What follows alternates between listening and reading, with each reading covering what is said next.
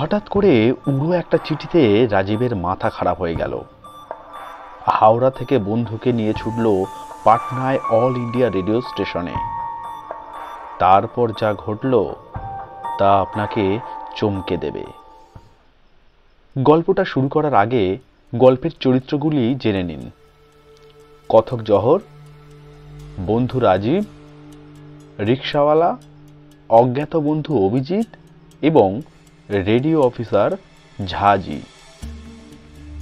গল্প পাঠে কথক জহর ও রিকশাওয়ালার চরিত্রে রাজেশ নস্কর, বন্ধু রাজীব ও ঝাজির চরিত্রে মানস মোদক ও অজ্ঞাত বন্ধু অভিজিতের চরিত্রে দীপক রায়। আজকে শুরু করছি ষষ্ঠীপদ চট্টোপাধ্যায়ের ভূতের গল্প রাত্রির যাত্রী। বেশ কয়েক বছর আগেকার কথা। এক শীতের রাতে রাজীব আমাদের বাড়িতে এসে হাজির হলো। খেয়ে দিয়ে তখন শুতে যাচ্ছি, এমন সময় রাজীব এলো। রাজীব আমার পুরনো বন্ধু, ব্যান্ডেলে থাকে। বললাম, কি ব্যাপার, এমন সময় তুই হঠাৎ? রাজীব হেসে বলল, আরে বলছি এখন কি খেতে দিবি তাই বল, দারুণ খিদে পেয়েছে। কি খাবি বল? লুচি আর আলু ভাজা খাবো রং। ওরে বাবা, লুচি খেলে আমার অম্বল হয়, তুই ভাতের ব্যবস্থা কর। তাহলে স্টোভে ভাত বসিয়ে দিই, আর ডিমের ঝোল। অত ঝঞ্ঝাটের দরকার কি, ভাতের মধ্যে ডিম দিয়ে দে, ঘি থাকে তো আরও ভালো। গরম ভাতে ঘি মেখে ডিম সেদ্ধ দিয়ে চমৎকার খাওয়া হবে। এই বলে জামা প্যান্ট ছেড়ে লুঙ্গি আর সোয়েটার পরে আমার তক্তপোশের বিছানায় লেপ মুড়ি দিয়ে গা এলিয়ে দিল। তারপর বলল, তুই তো দেশ দেশান্তরে ঘুরিস, পাটনা গেছিস কখনো? না, কেন বলতো? একটা অদ্ভুত চিঠি এসছে, আমাকে কালই পাটনা যেতে হবে। তুই যাবি ভাই আমার সঙ্গে? আমি তো কখনো বাইরে বেরোইনি, ছেলেবেলায় মা বাবার সঙ্গে একবার দেওঘরে গিয়েছিলাম। বললাম, যেতে আপত্তি নেই, কিন্তু আজকাল যা ট্রেনের অবস্থা, তাতে বিনা রিজার্ভেশনের ট্রেনে ওঠাই তো মুশকিল। সে ভাবনা তোকে ভাবতে হবে না, আমার ছোট জামাইবাবু রেলের বুকিং ক্লার্ক, পাঞ্জাব মেলে দুটো বার্থের কথা তাকে বলে রেখেছি। এখন তুই যদি যাস তো ভালো হয়, না হলে আমাকে একাই যেতে হবে। কেন, কি ব্যাপার, হঠাৎ পাটনায় যাবি কেন? কি এমন চিঠি এলো তোর? এই দেখ। বলে উঠে গিয়ে হ্যাঙ্গারে ঝোলানো ওর জামার পকেট থেকে একটা চিঠি এনে আমাকে দেখালো। অল ইন্ডিয়া গভর্নমেন্ট সার্ভিস ছাপ দেওয়া একটা খাম। আমি সেটা হাতে নিয়ে তার ভিতর থেকে চিঠিটা বের করে পড়লাম। তারপর বেশ খুশির সঙ্গেই বললাম, এ তো রেডিও অফিস থেকে এসেছে। তুই রেডিওতে ভজন গাইবি বলে আবেদন করেছিলি, তাই ওরা তোকে ভয়েস টেস্টের জন্য ডেকেছে। কাল বাদে পরশু তোর টেস্ট। তার মানে কাল রাত্রে পাঞ্জাব মেলে যেতে পারলে পরশু ভোরে নামা, তারপর দুপুর 2টোয় পরীক্ষা দিয়ে সন্ধ্যের সময় ট্রেনে চাপলে সকাল হলেই হাওড়ায়। মাত্র 2-3 দিনের মামলা। হ্যাঁ, মামলাটা 2-3 দিনের, কিন্তু ব্যাপারটা হচ্ছে এই যে আমি কলকাতা সেন্টার থাকতে পাটনায় ভয়েস টেস্ট দিতে যাব কেন? তার চেয়ে বড় কথা, রেডিওয় গান গাইবার জন্য আমি কোনো সময় তো আবেদন করিনি। তবে তো কথাই নেই, চিঠিটা ছিঁড়ে কুচিয়ে ফেলে দিয়ে 2 দিন এখানে বিশ্রাম করে গল্পের বই পড় আর সিনেমা দেখ, এইসব কর।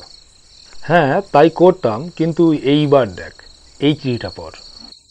বলে আর একটা চিঠি আমার হাতে দিয়ে রাজীব আমার মুখের দিকে তাকিয়ে চুপচাপ বসে রইল। সে চিঠিটা এই রকম।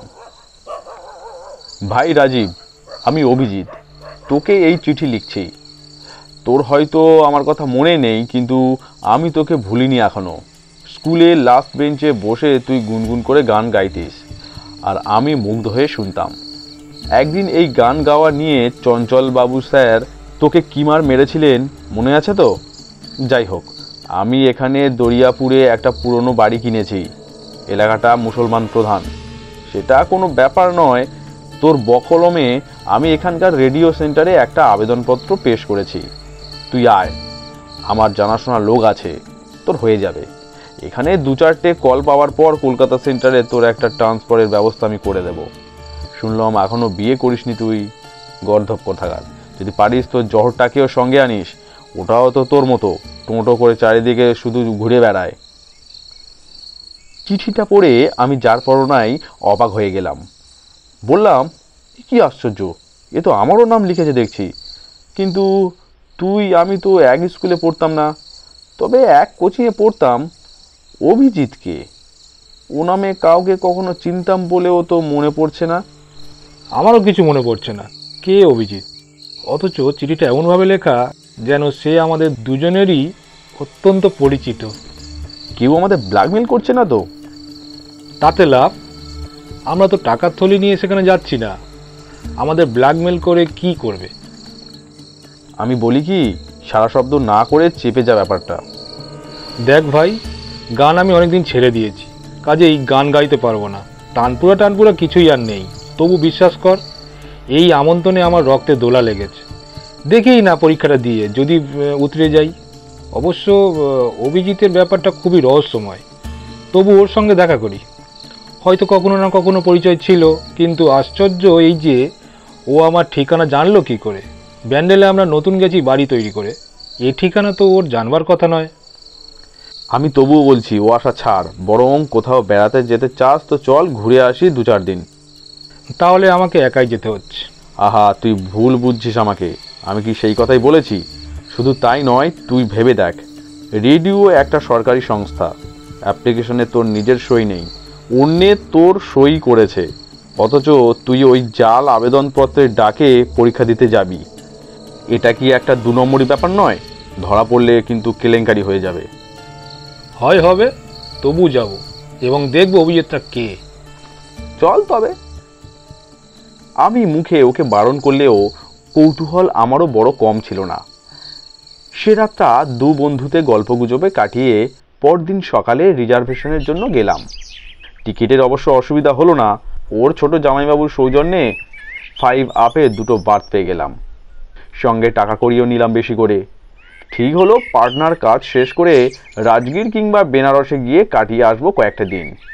এখন অঘ্রাণের শেষ, এই কনকনের শীতে বিহার ইউপির দর্শনীয় স্থানগুলো ঘুরে বেড়াতে মন্দ লাগবে না। সে কি দারুণ আনন্দ! পরদিন রাত্রের গাড়িতে পাটনা কোচে 3 টায়ারে শুয়ে হোটেলের কষা মাংস আর তন্দুরি রুটি খেতে খেতে মনে হলো যেন বদ্ধ খাঁচা থেকে মুক্ত হওয়া পাখির মতো ডানা মেলে উঠছি।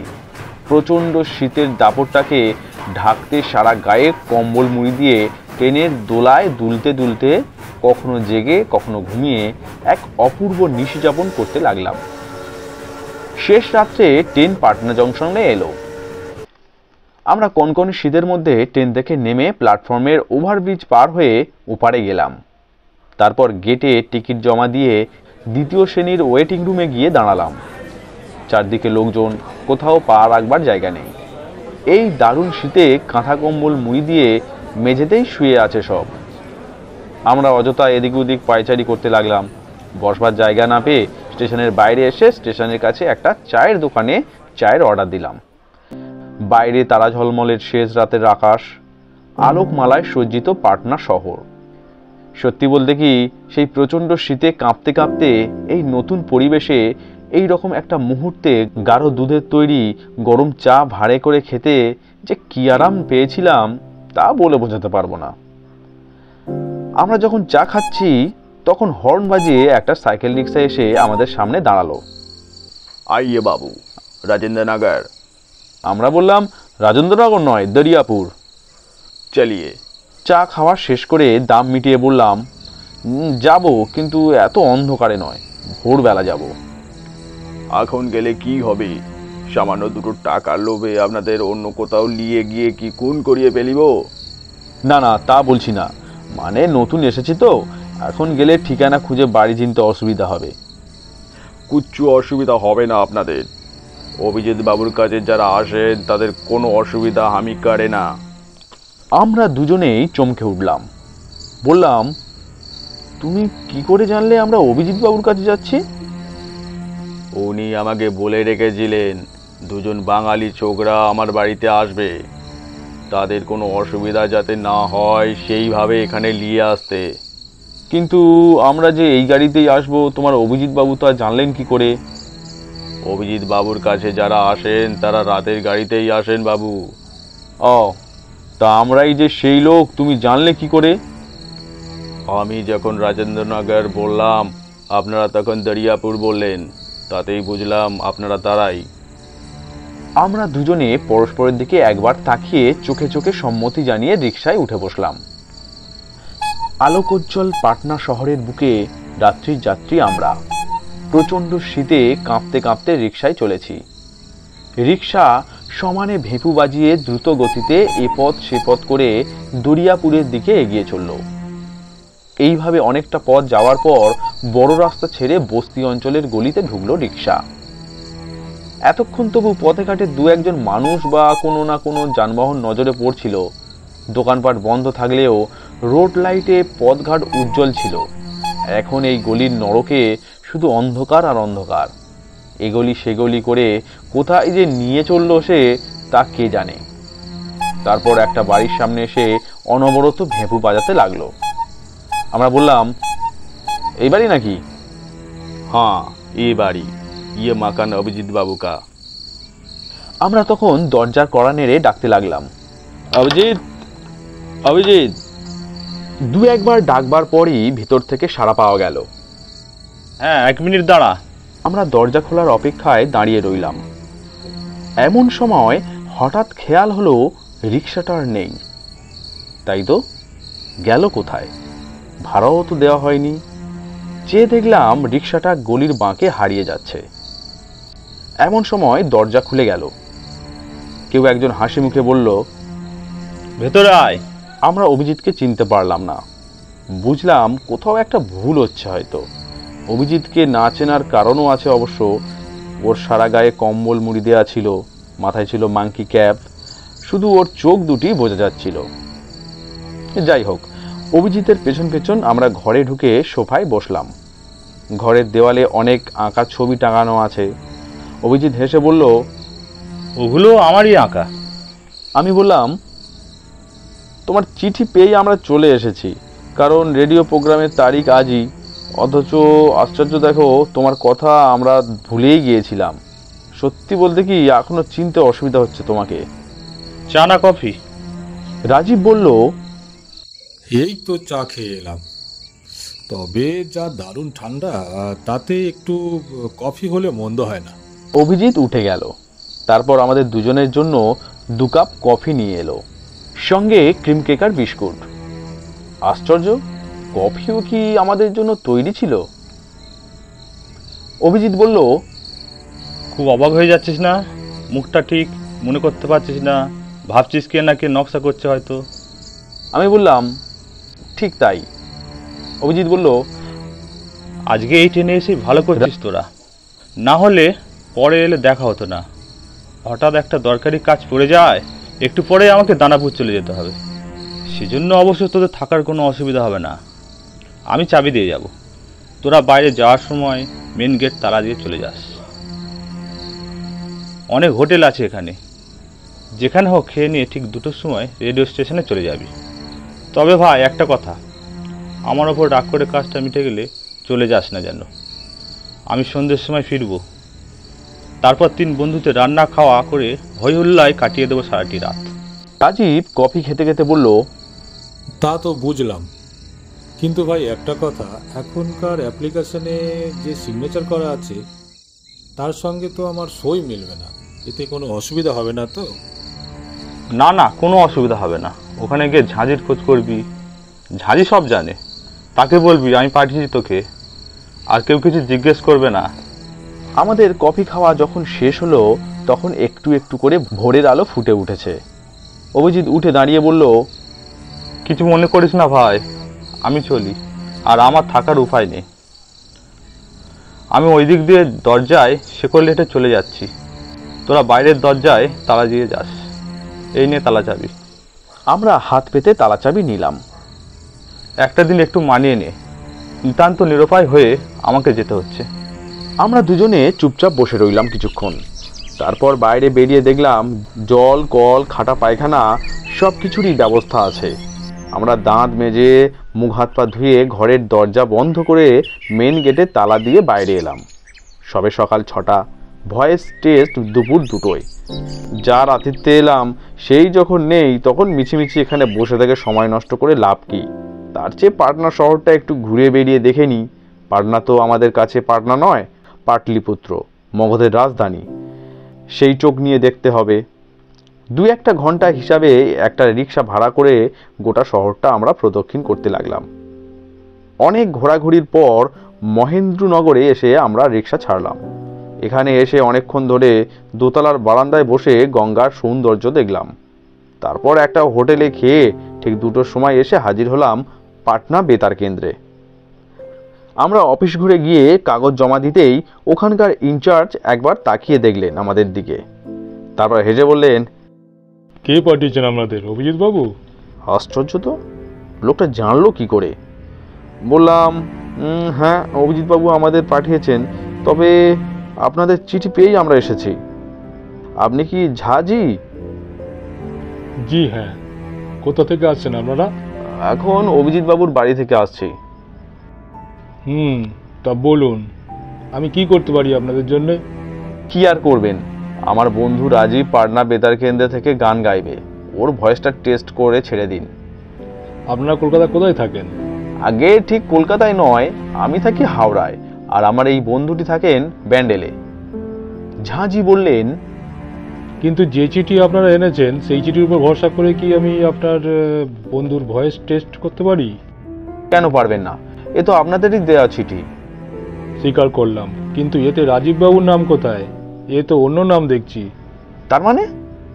আমরা দুজনেই চিঠিটার উপর ঝুঁকে পড়ে দেখলাম তাতে পরিষ্কার লেখা আছে আমার নাম।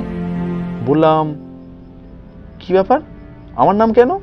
আমি তো গান গাইতেই পারি না, তাছাড়া আমি কোনো আবেদনও করিনি। আবেদন তো উনিও করেননি, ওর হয়ে অভিজিৎ বাবু করেছিলেন। সে যেই করুক, এই চিঠি যখন হাতে পেয়েছিলাম আমরা, তখনও কিন্তু রাজীবেরই নাম লেখা ছিল এতে। তাহলে কি বলতে চান, আমি কোনো কারসাজি করেছি এতে? না না, সে কি কথা। বললাম, আচ্ছা খামটা একবার দেখি। ঝাঁজি আমাদের খাম দিলে, তাতেও আমার নাম এবং বাড়ির ঠিকানা দেখে অবাক হয়ে গেলাম।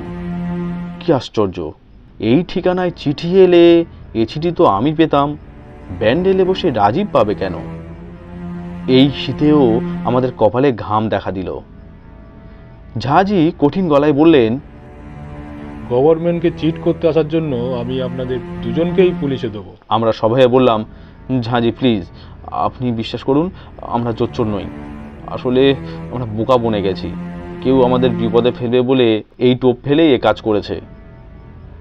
ঝাঁজি হেসে বললেন, যাক, আপনাদের অবস্থা দেখে খুব হাসি পাচ্ছে আমার, তবু আপনাদের জন্য মায়াও হচ্ছে। ঠিক আছে রাজীববাবু, আপনি এক কাজ করুন, ব্যাকডেটে একটা অ্যাপ্লিকেশন করুন, তারপর দেখছি আপনার ভয়েসটা টেস্ট করে আপনার জন্য কিছু করতে পারি কিনা। রাজীব তাই করল। ঝাঁজি ওকে নিয়ে গেলেন স্টুডিওর ভেতরে। তারপর প্রায় আধ ঘন্টাটা বাদে যখন ফিরে এলেন, তখন রাজীবের মুখ বেশ প্রসন্ন। ঝাঁজি বললেন, আপনার অ্যাপ্লিকেশন ফর্মে আপনি অভিজিৎবাবুর ঠিকানা দিয়েছেন তো? রাজীব বলল, হ্যাঁ। ঠিক করেছেন, কেননা ওয়েস্ট বেঙ্গল থেকে এসে পাটনায় অডিশন দেওয়া বা প্রোগ্রাম পাওয়া যায় না। তবে আপনার কেসটা আলাদা। আপনি ফর্মের পেছনে আপনার ব্যান্ডেলের ঠিকানা লিখে দিন, পাস করলে বা প্রোগ্রাম পেলে চিঠি দেব। মনে হচ্ছে আপনার হয়ে যাবে। আপনার জন্য আমি আপ্রাণ চেষ্টা করব। তবু আমি তো ফাইনাল অথরিটি নই। ইতিমধ্যে বাড়ি ফিরে গিয়ে বেশ পুরোদমে সঙ্গীত চর্চা চালিয়ে যান। যদি পাস করে যান তাহলে খুবই শিগগিরই গান গাইতে আসতে হবে। আমরা বললাম, প্রোগ্রাম পেলে কতদিন বাদে পাওয়া যাবে? তা মাস তিনেকের মধ্যে। আমরা নমস্কার জানিয়ে উঠতেই ঝাঁজি বললেন, কোথায় যাবেন এখন? এখন যাবো কোথায়, অভিজিতের ওখানেই যাব। ঝাঁজি বললেন, আপনারা দেখছি রীতিমতো সম্মোহিত হয়েছেন। আচ্ছা, আপনাদের কি একবারের জন্য মনে হলো না যে এই নামে আপনাদের কোনো বন্ধু নেই? অমাবস্যার মতো অন্ধকার হয়ে গেল আমাদের মুখ। ঝাঁজি কথা জানলেন কি করে? সত্যিই তো, এই নামে তো আমাদের কোনো বন্ধু নেই। আমরা কাঁপা কাঁপা গলায় বললাম, কি ব্যাপার বলুন তো। তার আগে বলুন, আপনারা এসেছেন কখন, কোন গাড়িতে? পাঞ্জাব মেলে ভোরবেলায়। ওর বাড়িতে গিয়েছিলেন? আগে হ্যাঁ। খুব বড়াজ্জোর যে ভোরবেলা গেছেন, না হলে রাত্রে গিয়ে ওর সঙ্গে সারা রাত থাকলে পাগল হয়ে যেতেন।